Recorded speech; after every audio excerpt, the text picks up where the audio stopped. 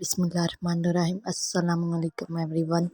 रमज़ान शुरू होने वाले, अगर हम थोड़ी सी तैयारी पहले अपने करके रखें तो हम लोग बहुत सारा टाइम हम अपनी इबादत के लिए बचा सकते हैं। जिसके लिए आज मैं आपको बनाना सिखाऊंगी समोसा पट्टी। जिसके लिए मैंने 1.5 कप मैदा लिया, आधी चम्मच उसमें मैंने नमक डाला है। अब मैं इसके अंदर 2 चम्मच भरकर कुकिंग ऑयल डालूंगी, इसको अच्छे से मिक्स कर लूँगी। मिक्स करने के बाद बिल्कुल नॉर्मल टैप वाला पानी लिया, इसके साथ हम लोग गूंद लेंगे। इसको थोड़ा थोड़ा पानी डालकर, जब भी मैदा वगैरह गूंदते हैं तो आप एकदम से पानी ना डाला करें, पानी हमेशा थोड़ा थोड़ा डाला करें। हम इसको अच्छे से गूंद लेंगे। अगर आपके हाथ पे मैदा ज़्यादा चिपक रहा है तो आप अपना हाथ एक दफ़ा धो के इसको फिर गूंदिएगा। जैसे हम लोग मैदा गूंद लेंगे, इसके ऊपर हम लोग थोड़ी सी अजवाइन डाल देंगे। अजवाइन हमेशा लास्ट पे डाला करें। कुछ लोग को अजवाइन का टेस्ट नहीं अच्छा लगता, इसलिए इससे ये होता है कि अजवाइन का टेस्ट नहीं आता। अगर हम लोग इसको आटे के अंदर ही, मैदे के अंदर ही गूंद देंगे तो वो उसका टेस्ट होता है वो आता है। अब हम इसको कवर करके 30 मिनट के लिए रेस्ट दे देंगे। 30 मिनट के बाद हम हाथ पे थोड़ा सा कुकिंग ऑयल लगाएंगे। तले पर भी हम लोग थोड़ा सा मैदा डस्ट कर लेंगे। हम लोग मैदा लेंगे जो हम लोग ने गूंदा आटा, हम इसको हाथ की मदद से एक दफ़ा फिर से गूंद लेंगे थोड़ा सा, अगर कोई कसर है तो निकल जाए। अब हम इसका एक बड़ा सा पेड़ा बना लेंगे।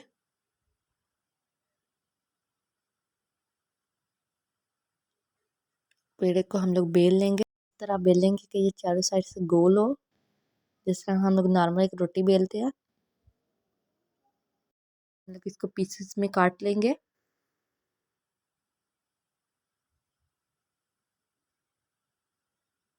अब हम इसके छोटे छोटे पेड़े बना लेंगे,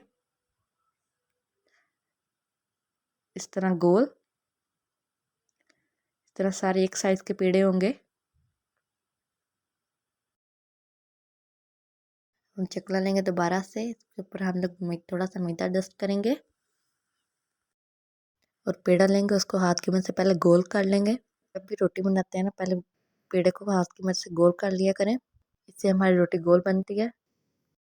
हम इसके ऊपर अच्छे से मैदा लगाएंगे ताकि रोटी नीचे चिपके ना। इसको बेल लेंगे, फिर हम एक प्लेट्स के साइज के जितना हम लोग इसको बेल लेंगे। देखें, इसी तरह हम लोग बाकी 4 रोटियों को भी बेल लेंगे।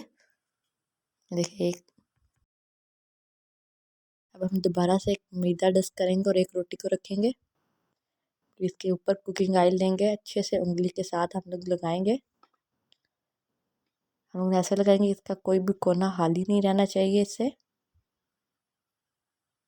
अब हम सूखा मैदा लेंगे और इसके ऊपर हम थोड़ा थोड़ा डस्ट कर देंगे, कि हर साइड पे थोड़ा थोड़ा डस्ट करेंगे।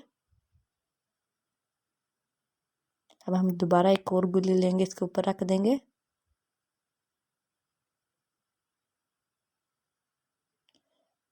इस तरह हम लोग सारी गुल्लियों को ऐसे ही तेल लगा के ऊपर थोड़ा सा मैदा डस्ट करके रखते जाएंगे।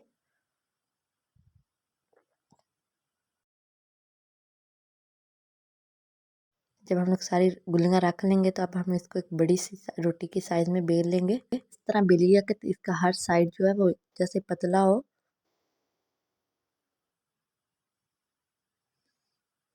हल्के हाथ से हम लोग इसको बेलेंगे,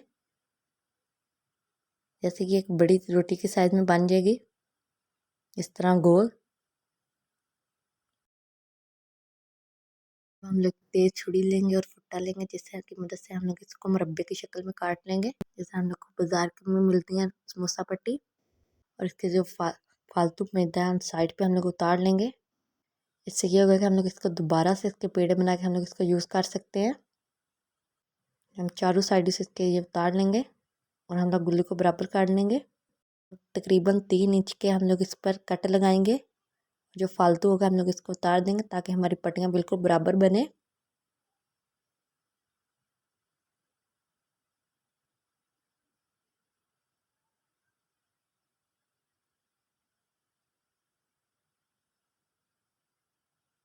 इसको भी हम लोग बाद में यूज़ कर लेंगे।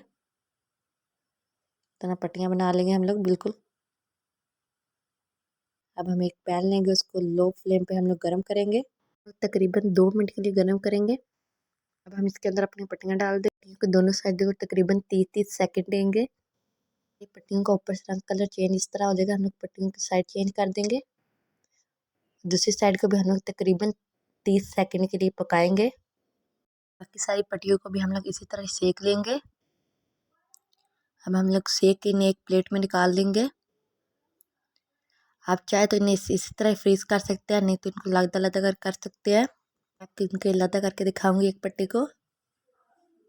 اس طرح ہلکے ہاتھ سے ہم لوگ ان کو لگدا کریں گے. دیکھیں کتنی اچھی سی پتلی سی ہماری پٹیاں بنی ہیں. اب آپ کو میں دوسری ایک اور پٹی لگدا کر کے دکھاتی ہوں. بالکل ہلکے ہاتھ سے ہم لوگ ان میں لگدا کریں گے اور اسی طرح ہم لوگ باقی ساری پٹیوں کو بھی لگدا کر لیں گے. ویڈیو کو لائک کمنٹ شیئر اور سبسکرائب ضرور کیا کریں. یہ دیکھیں ہماری سموسہ پٹی کتنے اچھے سے طریقے سے تیار ہو گئی ہیں. کسی بھی ڈبے میں ڈال کے اس کو فریز کر سکتے ہیں, ایسے ڈبے میں ڈال کے جس میں یہ سیدھی رہیں بالکل. اللہ حافظ.